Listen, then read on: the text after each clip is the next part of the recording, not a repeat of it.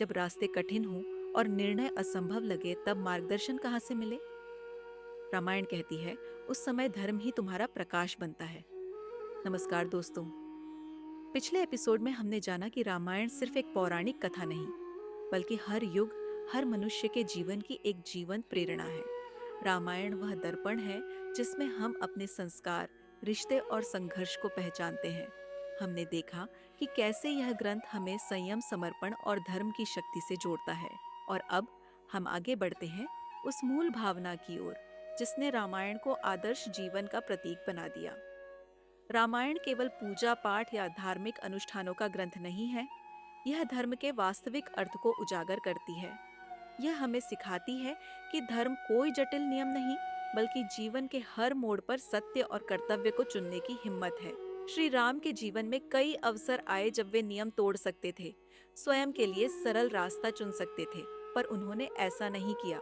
पिता की आज्ञा पर राज सिंहासन छोड़कर वन चले जाना, या फिर जनक नंदिनी सीता की अग्नि परीक्षा लेना, इन सभी निर्णयों में श्री राम ने निजी सुख से ऊपर समाज और धर्म को रखा। धर्म का मतलब सिर्फ पूजा करना नहीं, बल्कि अपने रिश्तों, अपने कर्तव्यों और अपने फैसलों में सच्चे और ईमानदार रहना है। और यही है नैतिकता, जीवन की असली रीढ़। रामायण हमें यह भी बताती है कि नैतिकता केवल आदर्श नहीं, बल्कि वह शक्ति है जो हमें संकट में भी सत्य की राह पर बनाए रखती है।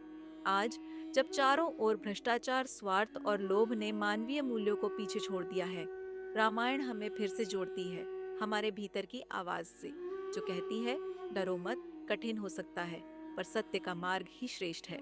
तो दोस्तों, आज हमने समझा कि धर्म कोई दिखावा नहीं, बल्कि एक आंतरिक प्रकाश है जो हर परिस्थिति में सही निर्णय लेने की प्रेरणा देता है। लेकिन धर्म के मार्ग पर चलना आसान नहीं होता। कभी कभी इसके लिए भारी कर्तव्य उठाने पड़ते हैं और कई बार करना पड़ता है बलिदान। अगले एपिसोड में हम जानेंगे कि कैसे रामायण हमें सिखाती है कि सच्चा धर्म तभी पूरा होता है जब हम अपने कर्तव्य को हर चीज से ऊपर रखें, चाहे उसकी कीमत कुछ भी हो। तब तक के लिए जुड़े रहिए। अगले एपिसोड में करेंगे कर्तव्य और बलिदान की गहराइयों में प्रवेश। जय श्री राम।